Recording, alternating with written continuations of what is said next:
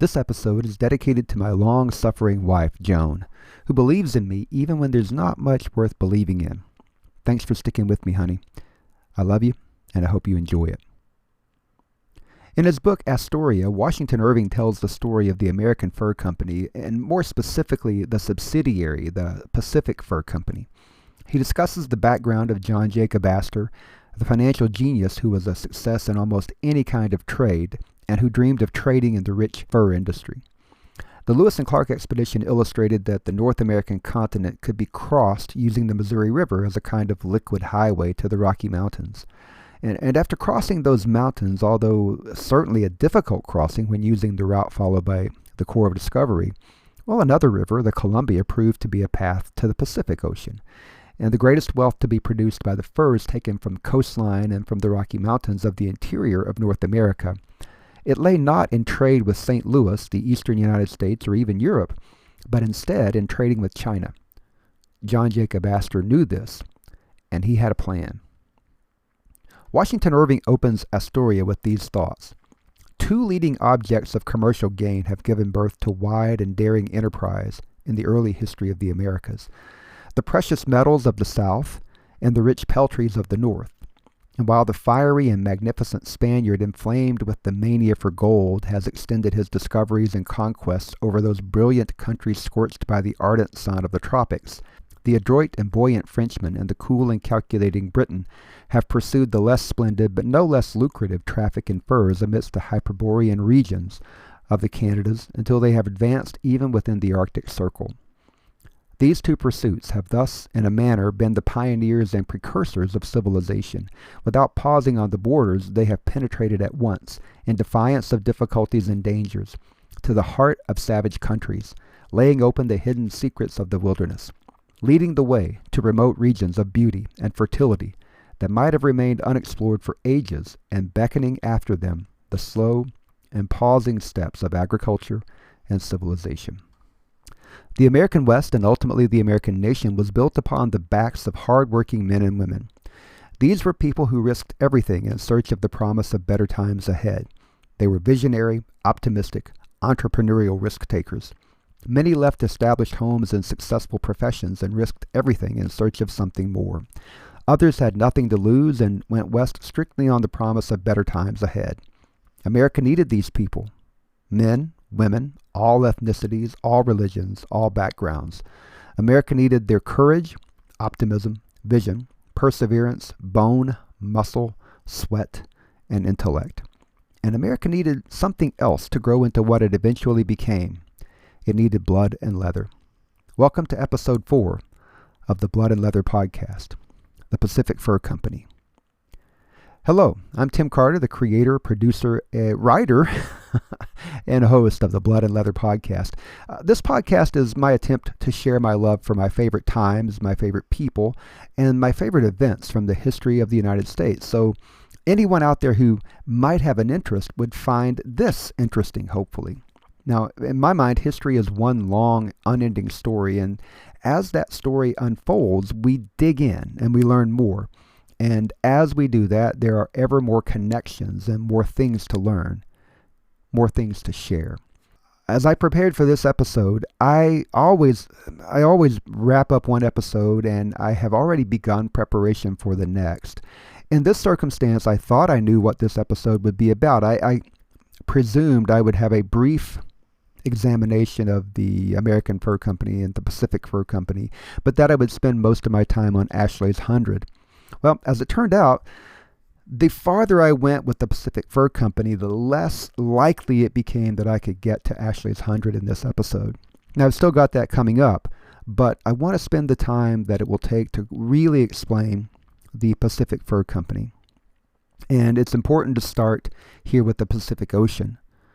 The Pacific Ocean. When William Clark wrote Ocean in View, Oh, the Joy, on November 7th, 1805, he was thinking of the relief that he felt in ending that terrible period of suffering that the Corps had endured in the Rocky Mountains and on the trek down the Columbia River. On that day, in November, those men looked more like drowned rats than the proud and effective group of explorers that they had really become. They had fought seemingly endless rain for weeks as they journeyed down the Columbia River, and the wind was continual. The rain took a huge toll on each man's psyche. Sure, it was very difficult to remain optimistic and to have a good mood in that circumstance. I mean, think about yourself every day that there's cloud cover and it rains a lot. It's tough to have an upbeat perspective.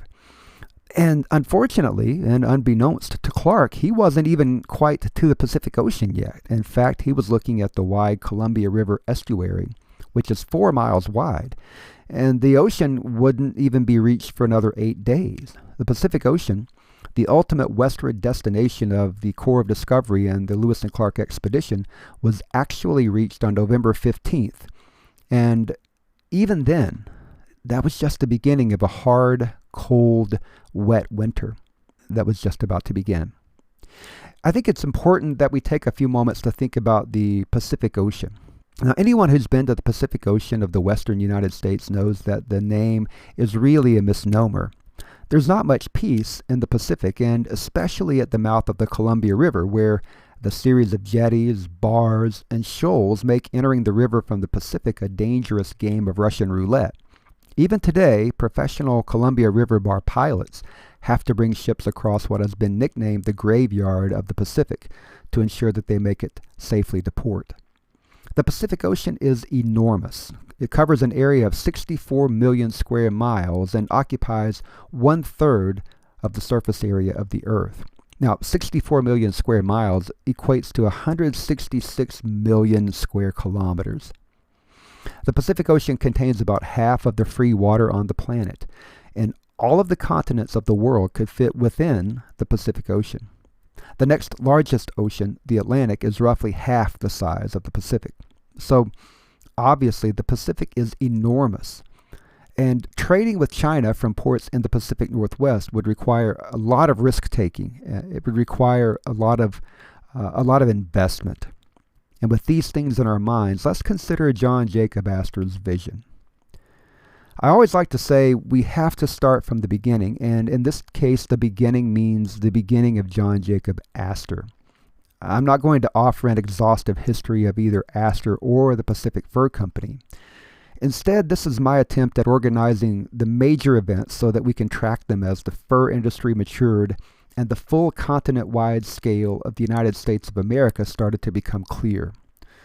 Astor was born on July 17, 1763 in Waldorf, Germany, a little village on the River Rhine near Heidelberg.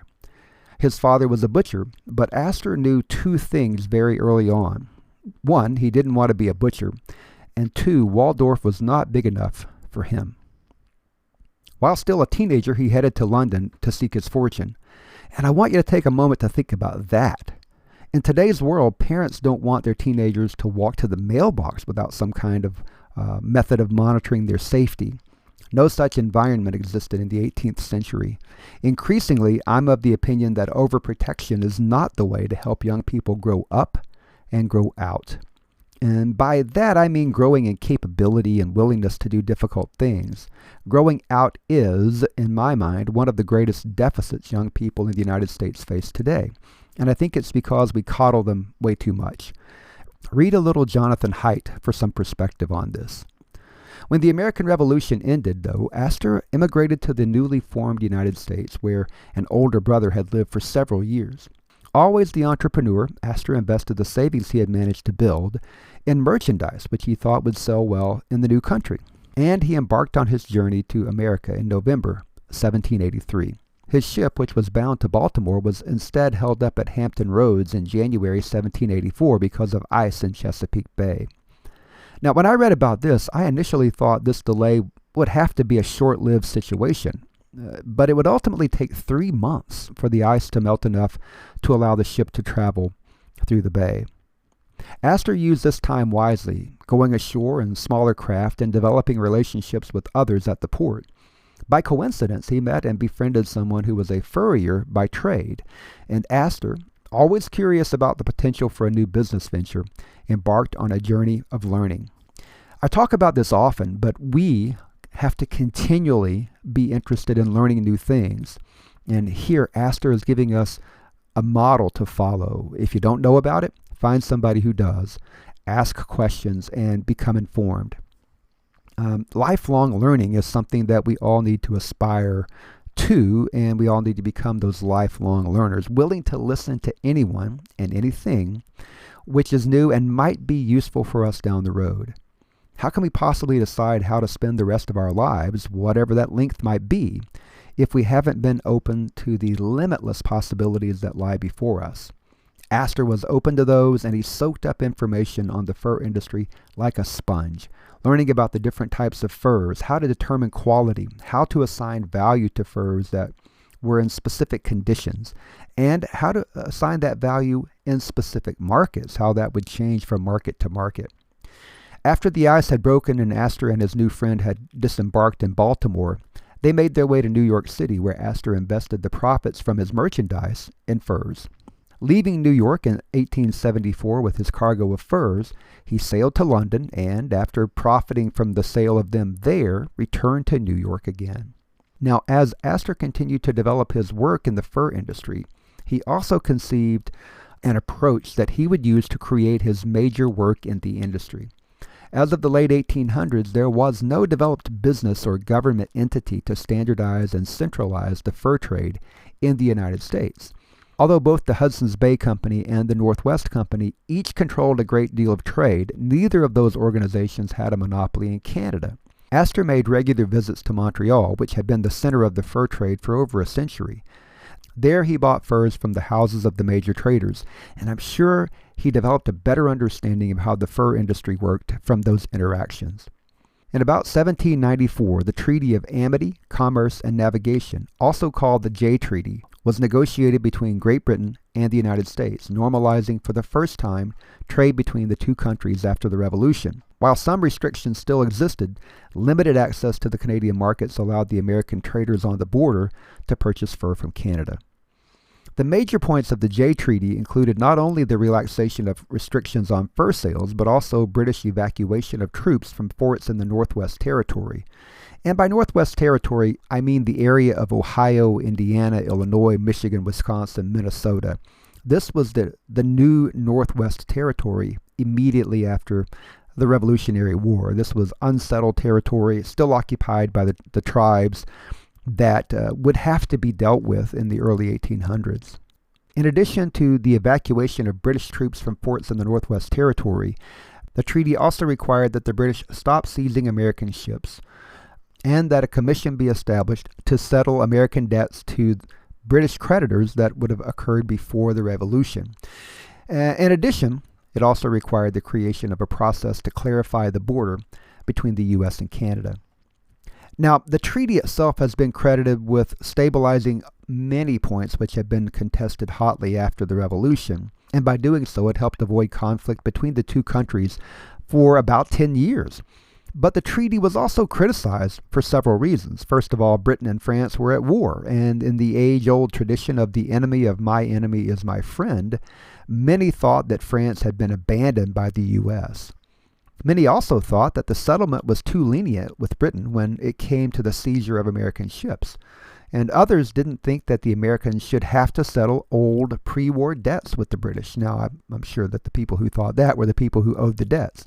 And just as today, many of the positions were taken directly down party lines, with Federalists supporting the treaty to avoid war, while Republicans thought that too many American interests had been abandoned. The treaty avoided war, but at what cost? John Jacob Astor just happened to be in London at the time the treaty was passed, and he wasted no time in negotiating a contract with the Northwest Company to buy furs from that organization and import them directly into the U.S. from Montreal. Now, this allowed him to sell those furs in the U.S. or sell them in Europe, or to ship them to China for the best prices for prime fur.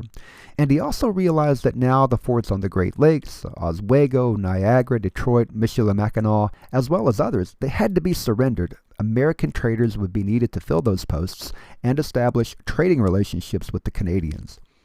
Several years passed before Astor was really able to act upon his designs for the fur trade, but in 1807 he started preparations. He had profited considerably in the interim and was now positioned to finance a much more aggressive and ambitious project than would have been possible earlier. The American government wanted American citizens to control the fur trade in the United States, but had been inept in either setting up the scenario to guarantee this or support the processes necessary. Astor laid out his vision for federal officials, finding that it was accepted and supported. He then sought and was granted a charter from the state of New York in 1809 to incorporate the American Fur Company in that state, with $1 million in capital, which he himself furnished. He was, in fact, the entire company. The board of directors was there only to satisfy requirements, and the entirety of the business was operated according to his plans, with his resources. Despite these efforts, the organization did not meet with immediate success due to the strength of the Mackinac Company and its fierce defense of trade relations. Just as today, one of the best ways to ensure beating the competition is to buy them, and that's precisely what a new organization did in 1811. Astor joined with some investment partners of the Northwest Company and other traders in the Montreal area to purchase the Mackinac Company. Now, that purchase was approved by the U.S. government, and the new company merged the American Fur Company with the Mackinac Company to create the Southwest Company. Now, the new company was to receive 50% of the Indian forts and goods held by the Mackinac Company in the Northwest Territory of the United States. At the end of 5 years, the Southwest Company was to receive 100% as long as the American Company didn't trade inside Canada. But it's here that I need to take a second and talk about some discrepancies that I found in the history of the Southwest Company. I've read conflicting reports on the company. The account I've just given says that Astor's American Fur Company was a partner in the Southwest Company. But I've also read accounts which state that Astor tried to buy an ownership stake in the Southwest Company and was not able to do so. Instead, the group of Montreal-based traders, which included McTavish, McGillivray and Company, Joseph Rolette Sr., Robert Dixon, and others who had ties to the Mackinac Company, they blocked Astor's ownership at that time. Robert Dixon had worked with Ramsey Crooks, who was Astor's right-hand man in the fur industry, and who would be the man responsible for reverse engineering the Mackinac Company and allowing Astor to essentially take over the business later. Regardless of which version is true, the reality is that not much changed as a result of this new company. Now, you might ask, why would that be? Well, it's because the War of 1812 happened, and the War of 1812 interrupted all that trade and all of the possibilities for a little while. But we're getting a little bit ahead of ourselves. We need to take a step back and look at the vision that Astor had. In the last decade of the 18th century, European and American ships plied the waters of the Pacific Northwest, looking for trading partners and acquiring the desirable furs which could be taken to markets in Europe and Asia. Now, one of those ships was the Columbia, under the command of Captain Gray out of Boston. Captain Gray discovered the mouth of a large river at latitude 46 degrees 19 minutes north. After entering the mouth by crossing over the dangerous bars and breakers, the ship was anchored in what has become known as Gray's Bay. And the river, of course, was named after his ship, the Columbia. Now, I find this interesting, and I'll take a moment to tell you why. My wife and I made a trip to the Pacific Northwest following the Columbia River Gorge in 2024. Actually, we tried to follow the Oregon Trail as much as possible. We followed from Independence, Missouri, all the way, for the most part, what would have been the Oregon Trail along the Columbia River Gorge, ultimately. When we followed in the footsteps of Lewis and Clark for the period of time that we were traveling along the Columbia River Gorge as well. And we stopped at Cape Disappointment, the first place where Lewis and Clark actually saw the Pacific Ocean. Now, although I had not known this prior to researching our trip, Cape Disappointment was named by the English captain John Meares on July 6, 1788. And Captain Meares was certain that a major river had to empty into the Pacific somewhere along that section of coastline. But he couldn't identify the location of the entrance. He couldn't find the mouth of the river. And not being able to find the mouth of the river, he named a prominent point along the coast Cape Disappointment. In actuality, Captain Meares was at the mouth of the river, but the sheer size of the river, along with the complex sandbars, masked the river from his view. Now remember, the mouth of the Columbia there is 4 miles wide. And the sandbars and the complexity of the flows of the water into the river and out of the river just kind of masked everything for him. It's a phenomenal bit of history that I loved. And when I first heard the term Cape Disappointment, I thought maybe it was Lewis and Clark who had coined the term because they were disappointed in what they found when they got there with all the weather and that type of thing. But no, it was already named that by the time they arrived. I also want to take a step back just a little bit farther to discuss a proposed expedition to the Pacific which would have predated Lewis and Clark. British Captain Jonathan Carver thought that it was possible to cross the North American continent somewhere between the 43rd and 46th latitudes. And he could do so by following the Missouri River or one of its branches to the mountains, and then look for the source of the Oregon River, also called the River of the West, which is the Columbia.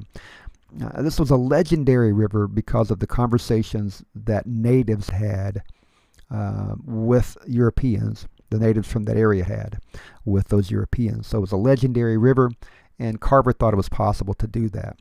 Now, once at the Pacific Ocean, Carver thought that a trading post and settlement could be established on the coast, and that post would allow trade with China and the East Indies without shipping around the Cape of Good Hope.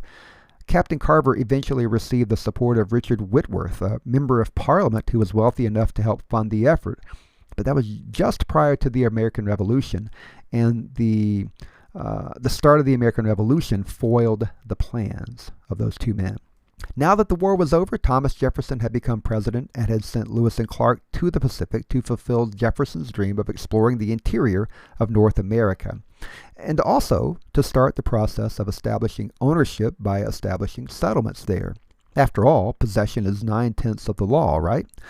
John Jacob Astor wanted to follow what was, at least in general terms, the Carver plan, but Astor's plan was better defined and much more ambitious.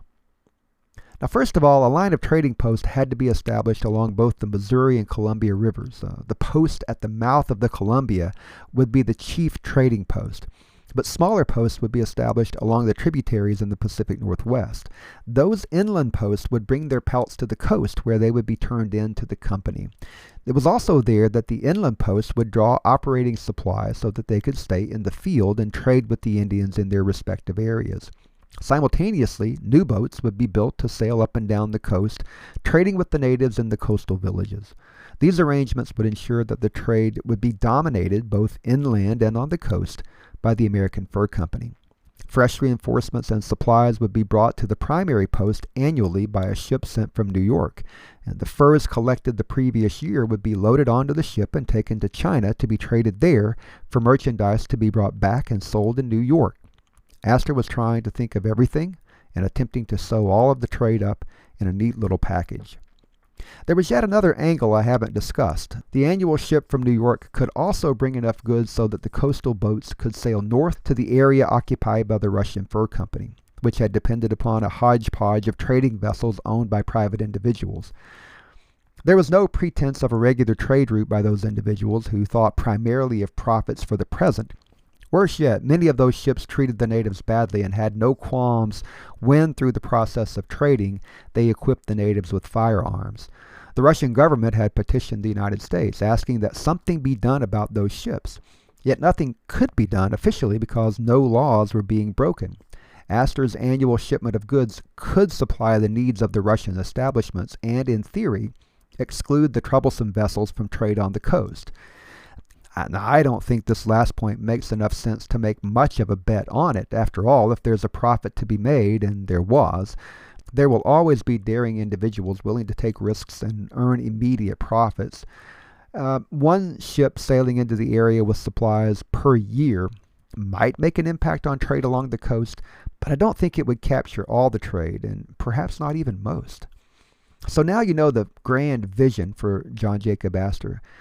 His American Fur Company would fulfill this entire vision that he had dreamed up to capture the majority of the trade inland and on the coast and with China and to New York for the fur trade and what could be derived from the fur trade. But Astor also had grand visions of establishing a permanent settlement at the mouth of the Columbia. That settlement would, through the trade that it would promote, lead to a colony that could lead to further settlement and ultimately be a magnet to attract American settlers to the Pacific Northwest and all along the western coast of North America. The U.S. government supported the plan, and Thomas Jefferson even said this in a letter to Astor. I remember well having invited your proposition on this subject and encouraged it with the assurance of every facility and protection which the government could properly afford. I considered as a great public acquisition the commencement of a settlement on that point of the western coast of America, and looked forward with gratification to the time when its descendants should have spread themselves through the whole length of that coast, covering it with free and independent Americans, unconnected with us, but by the ties of blood and interest, and enjoying, like us, the rights of self-government. Now, the funny thing is that Jefferson really hadn't asked for this plan from Astor. Astor approached Jefferson with the plan. So it's interesting that Jefferson remembered having invited the proposition when, according to what I've read, Astor actually made the proposition before Jefferson requested anything. Now, this is not to say that there was no competition for the idea. The Northwest Company had established 1 or 2 posts across the Rocky Mountains, and they had many posts scattered across Canada just on the eastern side of the Rocky Mountains. Those posts were supplied by yearly caravans from Montreal. Moreover, the Northwest Company could not actively ship furs from the west coast to China because of trade restrictions that limited trade with China to the East India Company. Now, Astor foresaw the problems a competition between the two companies could have if they both wanted to have posts on the Pacific coast, and he initiated negotiations with the agents of the Northwest Company, offering them a 1/3 share in the American Fur Company. That offer was turned down because the officials there thought that they could beat Astor to the punch and establish their own posts on the Pacific prior to his arrival. Keep that in mind. Now, if you can't beat them, join them. But in this case, if you can't join them, buy them, must have been Astor's mindset. He quickly identified able men employed by the Northwest Company and experienced in operating the western posts, but who had been unable to move up and secure a leading position with the company. He eventually offered Alexander Mackay, Duncan McDougall, and Donald Mackenzie a share of ownership in the company and brought them on as partners. In addition, Wilson Price Hunt from New Jersey joined as a partner and the chief agent of the firm. On the 23rd of June, 1810, articles of agreement were signed by these 5 individuals, creating the Pacific Fur Company, with stock amounting to 100 shares, to be divided to the stockholders as follows. Astor would remain in New York and handle the business of the company there. He would retain 50 shares of stock. The remaining 50 shares would be split evenly among the 4 remaining partners. Hunt was chosen to lead the trading post on the Pacific for the first 5-year term. Interesting that there was a 50-50 split of stock between Astor and the other partners. It would seem to me that Astor would have wanted to keep at least 51% of the stock so that he could determine what was going to happen in the future. Just my way of thinking here. Nevertheless, immediately preparations began for the 2 main parties which would embark for the Pacific Ocean. Shipping supplies to the West Coast on a regular basis was the heart of Astor's plan, so the first objective was to secure a sailing ship for the purpose. The second part of the plan was an overland trek headed by Hunt. This journey would begin in Montreal, travel down the Mississippi to St. Louis, and then up the Missouri and across the Rockies in any manner determined by Hunt to be expedient. Hunt should, in theory, arrive at the mouth of the Columbia at around the same time as the shipboard party, in theory.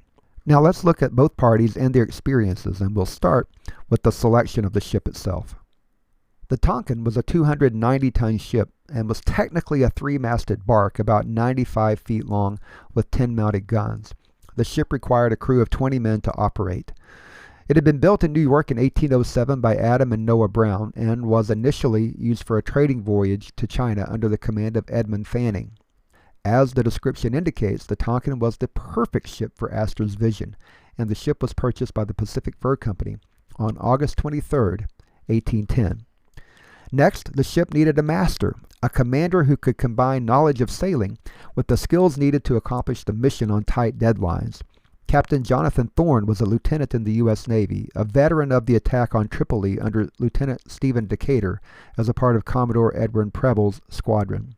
In 1806, Thorn was assigned as the first commandant of the New York Navy Yard at the age of 27, the youngest to ever serve in that position. Thorn's letters indicate that he was suspicious and firm in his decisions. He wrote of his doubts and poor health, both physical and possibly even mental. These points will become important as the story unfolds. In 1807, he requested and was granted a leave of absence. I didn't look very far into this, and I didn't see much more about how and when he came back from that leave of absence. Everything I've read says that he was burned out, essentially, and he wanted a break. Nevertheless, he had to have been an impressive young man to have the responsibilities he had had by the age of 27. And in 1810, he was granted a 2-year furlough from the Navy to command the Tonquin for the Pacific Fur Company. Now, that wasn't terribly uncommon at that time. It was fairly common for a long leave of absence to be granted from the military for other types of service to the country. If you remember, even Meriwether Lewis had a leave of absence from the Army to serve as Jefferson's aide-de-camp and to continue on with Clark with the Voyage of Discovery. So it was a fairly common thing for that period of time. Now that the command of the ship had been addressed, it was time to deal with the command of the party which was to land at the mouth of the Columbia and establish the fort. 4 partners of the company were in this party: McKay, McDougall, David Stewart, and his nephew Robert Stewart. In the absence of Chief Agent Hunt, Duncan McDougall was appointed Astor's proxy and thereby given command of the expedition. In addition to the partners, there were 12 clerks, assorted artisans and craftsmen, and 13 Canadian voyageurs on the roster of those sailing out on the Tonquin. Unbeknownst to Astor, who had asked for and required complete secrecy as to the future plans of the company, 2 of the partners, both Scottish and both former members of the Northwest Company, reached out to British Minister Jackson, then stationed in New York, described the entire business plan, and asked if they, as loyal British subjects, could take part in these activities. Apparently, Jackson set their minds at ease because they boarded the ship and sailed, but I can't help but marvel at the audacity of those men. Before the Tonquin sailed, Astor supplied the partners with his letter describing his commander's intent for the mission. He let them know that the goal was to create a culture of harmony and unanimity among them, working out any problems through discussion and majority rule. They were to be especially careful about arrival at the Columbia. It was absolutely necessary to establish positive relations with the natives in the area, and Astor himself wrote in his instructions, "If you find them kind, I hope you will be so to them. If otherwise, act with caution and forbearance, and convince them that you come as friends." Astor also wrote a letter to Thorn, again conveying his clear intentions for the mission. Thorn was implored to look after the health of himself and his crew while establishing and promoting harmony and good humor on his ship. The following quote is a bit of foreshadowing of events to come. Astor wrote specifically, "To prevent any misunderstanding will require your particular good management. I must recommend you to be particularly careful on the coast and not to rely too much on the friendly disposition of the natives. All accidents which have as yet happened there arose from too much confidence in the Indians." The Tonquin set sail on September 8, 1810, escorted away from the U.S. coastline by the frigate Constitution. And although every leader on the ship had been reminded frequently of the need for harmony and accommodation, friction set in immediately. Thorn proved to be a strict disciplinarian, accustomed to the style of leadership he learned on a U.S. Navy vessel.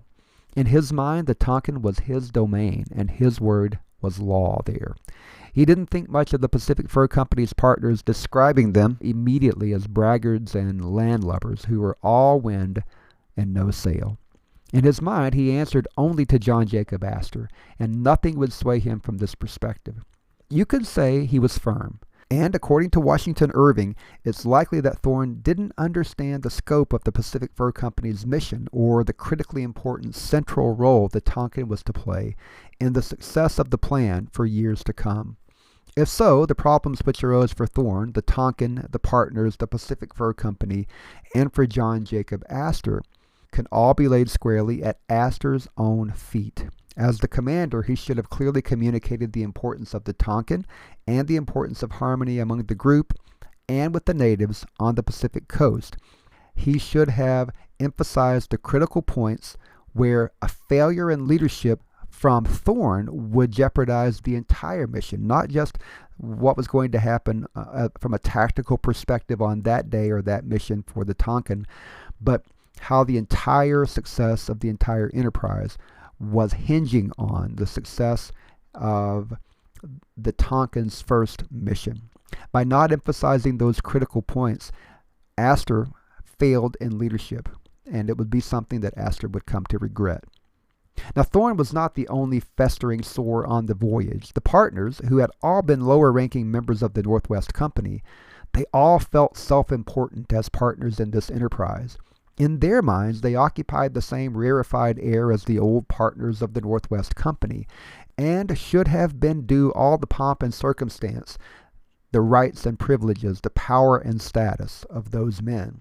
In other words, they were pretentious, entitled men, which means that they were little men pretending to be important. Now, from the very start, these men felt that they could control the ship, dictating the sailing schedule, the direction, the duration. Thorn, ever dutiful if nothing else, was concerned about keeping the schedule, minimizing the cost, and delivering the ship and the cargo to the Columbia River on time and with minimal expense. These two disparate mindsets could never peacefully coexist, and the conflict increased as the ship sailed on. Thorn was convinced that every member of the party was an unnecessary cost to the company, and he was especially peeved because many of them were writing journals of the voyage, scribbling down any event of any sort of interest. As Irving pointed out in Astoria, many of the passengers could gain substantially from the voyage, but none of them risked anything material that they might lose. For Thorn, the lack of focus and discipline was the most rankling aspect of these passengers. In abusing the employment of Astor, they abused Thorn's sense of what was right. Now, the partners wanted to be able to say that they had sailed to Africa, so they insisted on stopping at the Cape Verde Islands. Next, on to Patagonia to see the natives there, then to the island of Robinson Crusoe, and finally to Easter Island. Thorn unsuccessfully tried to veto each of those departures from the plan, and when land parties from the ship failed to return in time to depart on schedule, well, the frustrated captain hoisted sail and left them behind, requiring them to row hard to catch up with the ship. During this episode, young David Stewart even took out a pistol and threatened to shoot the captain if he didn't wait for Stewart's uncle and the other men. Things weren't going well on the Tonquin. The Tonquin sailed around Cape Horn on December 25th and headed to the Hawaiian Islands. Astor's intent was to have these islands as a stopping point on his shipping routes to allow for refitting, resupply, trade, and for the recruitment of sailors when necessary. Once again, the enmity between the partners and Thorn boiled over. Captain Thorn, who had wanted to obtain some hogs for the remainder of the journey, was unsuccessful in his attempts, and he was ready to leave the islands quickly. The partners found themselves entertained by John Young, an Englishman from Liverpool who, after spending a night on shore, found himself left behind when friction between the natives on the islands and Captain Metcalf on Young's ship resulted in Metcalf sailing away. Young eventually became a trusted governor on the island of Hawaii, and there he held sway with storytelling that kept everyone, except Captain Thorn, entertained. On February 28, 1811, the Tonquin departed the Hawaiian Islands with 24 of the Hawaiian natives brought along to work on the ship and for the company in whatever capacity was needed. Thorn continued to think that the partners were essentially worthless and that they were in a constant state of plotting to undermine his authority. Often speaking Gaelic, the Scottish partners did not help calm his suspicions. Such was the state of mind on the ship when they reached the mouth of the Columbia on March 22, 1811. Unfortunately, their difficulties were not quite over. Now, as we've seen, the mouth of the Columbia is wide, 4 miles wide, and the shifting sandbars and breakers make this river entrance difficult even today. But Thorn was relentless in his desire to complete his mission, sending Chief Mate Fox and John Martin, along with 3 Canadians, to attempt to sound the bar and determine the channel needed to enter the river. Fox resisted and protested, mentioning that his uncle had been lost on that very bar a few years ago. The men set out in a small boat and were not seen again. For 3 days, the Tonquin sat just outside the bar, waiting for an opportunity to enter the Columbia. In total, 8 men lost their lives on a variety of attempts to find the safest entry to the river, and Captain Thorn spent what today we might call his leadership capital, dealing harshly with his men and demanding action. Finally, the ship crossed the bar and anchored in Baker's Bay, just inside the river's mouth, in late March. In early April, the Pacific Fur Company partners and employees began construction of Fort Astoria, the first U.S. settlement on the Pacific coast north of the Spanish settlements in California. Now, as the work continued on the fort, news came that 30 white men had appeared at the second rapids up the Columbia, and they were building houses there. Now, if true, these men were building in territory claimed by the United States. Were they British from the Northwest Company? Well, finding out became a primary concern, and a reconnaissance party was dispatched to gather intelligence. Now, this group went about 200 miles upriver to the first falls. Now, remember, the settlement was supposed to be at the second falls, but this group went to the first falls, but they didn't hear anything from the natives of any white men anywhere in the area, and decided the report was false, and they headed back to Astoria. Now, shortly after the return of this party, 2 wandering Indians brought news that the Northwest Company had indeed built a trading post on the Spokane River, far up the north branch of the Columbia, in current state Washington. This was territory which was within the area claimed by Britain. Now, if the Pacific Fur Company was to succeed in accomplishing Astor's vision, parties needed to be sent out to build trading posts along the tributaries to the Columbia. The problem was that there just weren't enough men to accomplish this at scale. Now, since it was impossible to accomplish the goal of building posts on several tributaries, they decided to send David Stewart with 8 men and a small assortment of goods to the Spokane area to establish a post of their own, if it could be done successfully. Meanwhile, the conflicts between Captain Thorne and the partners continued unabated, and Thorne became restless, wanting to continue northward with the ship and some trade goods to try trading with the natives to the north. On June 5th, the Tonquin departed Astoria, sailing north to Vancouver Island, intent on establishing the trade relationships necessary to support the venture. But establishing relationships was not a strength of Jonathan Thorne. Captain Thorne sailed north with 23 men on board the Tonquin. Along the way, they picked up an Indian named Lamazi. He knew the coast and the language of the various tribes, and he was there to assist as interpreter in the negotiations. A few days of travel brought the ship to Vancouver Island, and on July 15th, against the advice of Lamazi, Thorne anchored the ship in a harbor Washington Irving called Nuiti. Research tells me this is today's Clayoquot Sound. Since it was late in the day, Mr. McKay and a few men went ashore to visit with Chief Wikananish, while 6 natives stayed on the ship as hostages. The next morning, a number of natives boarded their canoes and came to the ship to trade. Now, McKay had not yet returned from his visit to the village, but Thorne spread the goods out on the deck and began negotiations. These natives were unlike others Thorne might have dealt with, however. They were experienced traders, having traded frequently with those private ships I mentioned earlier. Now, remember that those traders were interested in fast profits, and they would have driven hard bargains with the natives. Now, the natives had learned their lessons well, and they were driving hard bargains themselves. One old trader, Newcomus, was experienced and adept at shrewd trading. During one negotiation, Captain Thorne made an offer for an otter skin, but the offer was rejected outright by Newcomus, who mocked the very idea of trading at such a price. The other natives understood the relative value of their pelts now as well, and trade came to a screeching halt. Having read a bit of Captain Thorne's thinking and his own words about that, I can safely say that we might not have gotten along very well. He was hard, determined, and unflinching.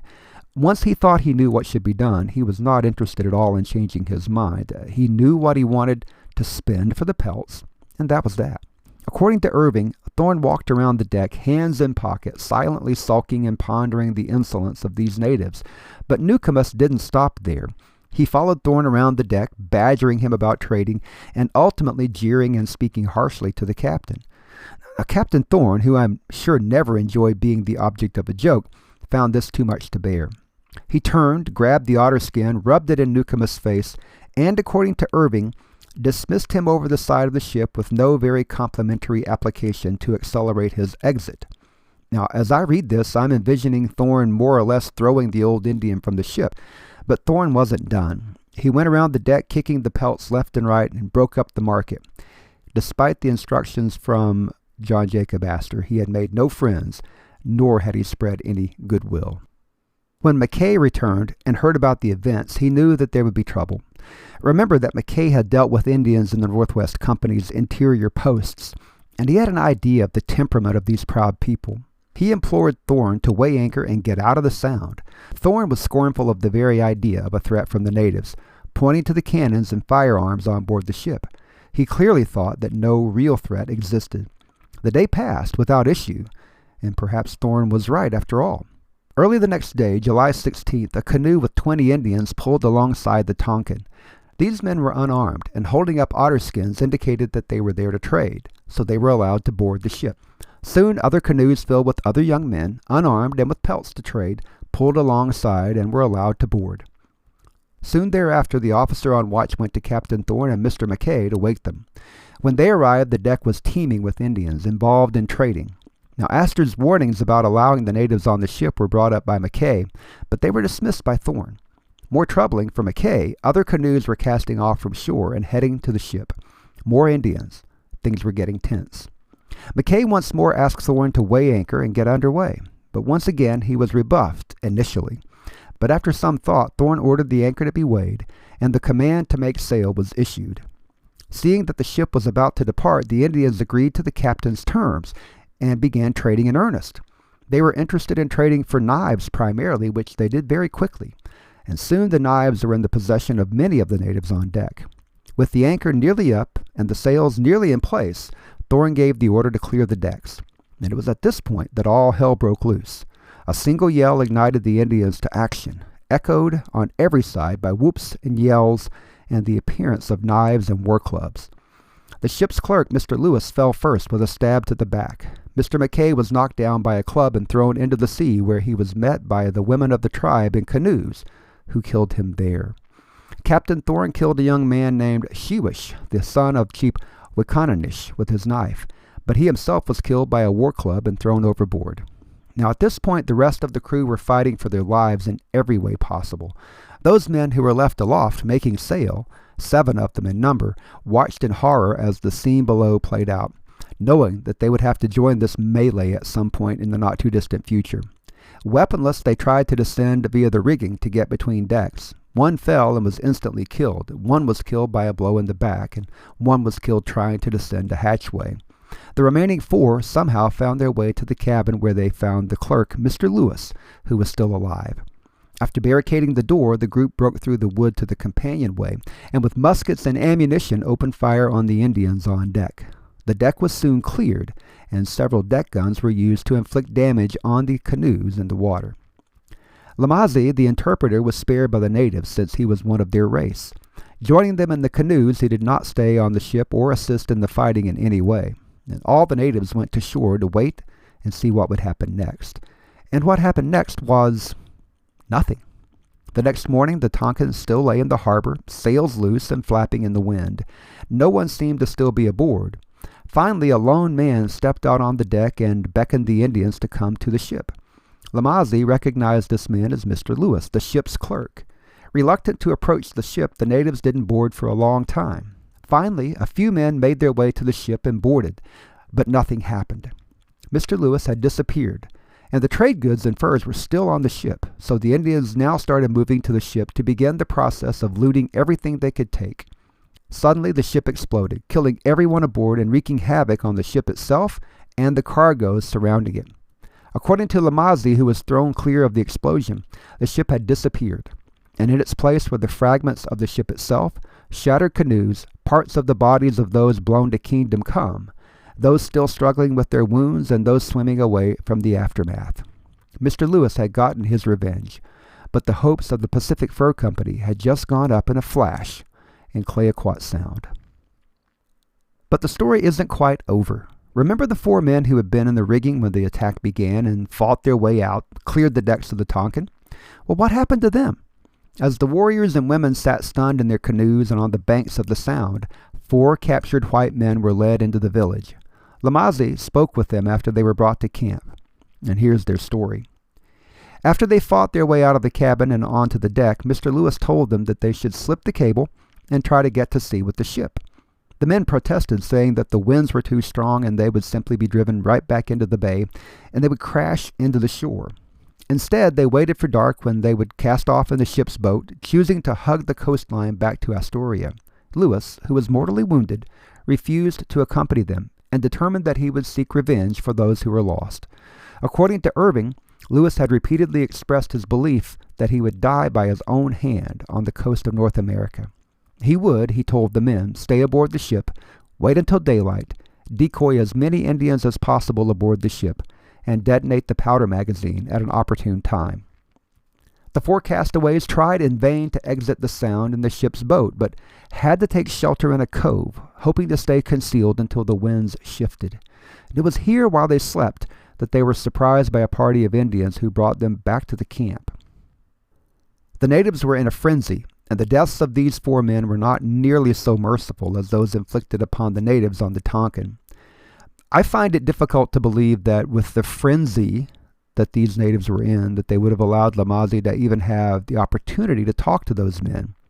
Nevertheless, those are the stories we've been told. Now, sometime later, Lamazi, who was a virtual prisoner of the tribe himself, escaped, and that's how his story became known. The news of the Tonquin explosion was brought to Astoria by a wandering tribe from Vancouver Island in early August 1811. And at first the men at the fort didn't believe the accounts of the tribe, but another tribe, a few days later, arrived and confirmed the story. The Tonquin and all aboard were gone, striking a tremendous blow to the aspirations of John Jacob Astor and the Pacific Fur Company. Incredibly enough, on the 15th of July, the very day that the Tonquin anchored in Clayoquot Sound, and just as David Stewart's group was nearly ready to depart Astoria on their trip inland, a party of 9 white men in a canoe appeared in the harbor. Now, who could these men be? The canoe pulled up, and out stepped a man who identified himself as David Thompson, a partner in the Northwest Company. His story went something like this. Thompson was an astronomer and partner in the Northwest Company, and he had departed the Rocky Mountain House in present-day Alberta, Canada, the previous year, 1810, with a reasonably strong party and supplies for trading with the Indians as he crossed the Rocky Mountains. Proving that hiring capable, dedicated men was a problem then as well as now, some of his men had deserted and taken the goods back to the nearest Northwest post before the crossing of the Rockies had even begun. Thompson and the remaining 8 men continued, crossed the Rockies, and somewhere near the source of the Columbia built the cedar canoe which had brought them down the long Columbia River to Astoria. These men had been sent out to beat the Astorians to the mouth of the Columbia, but Captain Thorne's drive to deliver his ship to the coast in a timely manner resulted in Astoria being established before Thompson reached the coast. Proving that attitude is everything, Thompson planted a British flag at the confluence of the Snake and Columbia rivers, claiming the area for the British Empire as he came down the Columbia River. Since the size of his party had been diminished through attrition, Thompson had no real hope of establishing trading posts either along the way or at the mouth of the Columbia, so it seems that he continued his journey just to gather intelligence on what was happening on the coast. And honestly, I've always been the sort to want to know what is over the next hill anyway. I think I would have kept going as well. David Stewart's group embarked on their expedition upriver in 3 canoes. The group consisted of 4 clerks, 2 Canadian voyageurs, and 2 Hawaiian islanders. Accompanying them were David Thompson and his 8 men, intent on traveling directly to Montreal. Since Thompson was heading back to civilization, the partners at Astoria sent a letter back to John Jacob Astor letting him know that they had arrived safely, had begun construction on the fort, and that they had received no news of Wilson Price Hunt's overland party. Stewart and Thompson continued together for about 400 miles when Stewart indicated that he was stopping to establish a post in the area. Thompson continued his journey into the Rockies at that point, allowing Stewart the opportunity to continue with his party to the junction of the Okanagan River near present-day Brewster, Washington, where he did establish a post at a location about 140 miles from the Spokane River, close enough to the Northwesters, he figured. And that brings us to the close of this episode. I had envisioned being able to cover the entirety of the history of the Pacific Fur Company's work in building Astoria in 1810 through 1812 in this one episode, but that simply hasn't been possible. The history is too rich with too many characters and events that have left a legacy that we still see to this day. So I'm not going to do them justice by shortcutting what I think are some very rich lessons or very rich events in history. We need to stick with it, and we need to cover those as well. So we'll continue that in episode 5, where we explore Wilson Price Hunt's overland party in their trips both west and east, out to Astoria and back, and what those trips meant to to succeeding parties and generations of people who ended up settling in the West. And we'll also find out what happened to Andrew Henry and his party, who we left at the little fort at Three Forks area in Montana after John Coulter returned to St. Louis. We'll see how the paths of Manuel Liza and Wilson Price Hunt crossed at the Grand Detour of the Missouri River, and we will begin to tell the story of Ashley's 100 and men like Jim Bridger, Jim Kleiman, Bill Sublett, Hugh Glass, Jim Beckworth, and Jedediah Smith, who came west with those groups. We won't get all of it covered even in the next episode, but we're going to start. We're going to cover as much as we can. And as always, I continue to research as I go. So whatever I think I'm going to do now may change by the time I'm able to record the next episode. As always, researching and writing this episode has been a labor of love for me. I've enjoyed every minute of it, and I hope that my enthusiasm for the history I've covered shows.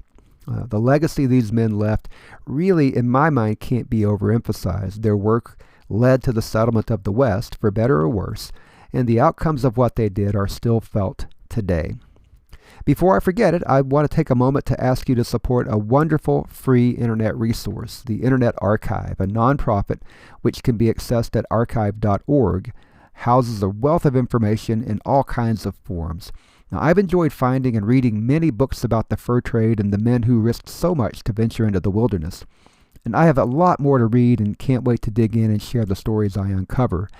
And at some point, I've got to get back to telling stories about the Old West. I still have a lot of blank checks, or IOUs, I should say, that I've written from episode 1 that I have to go back and deal with. But I want to cover at least through Ashley's 100 here with this series before I move back to the Old West.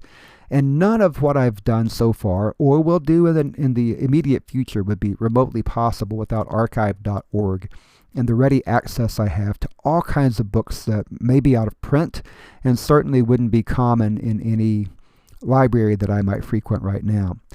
Please head over and make a small donation to their cause, archive.org. I'm sure it will help them out.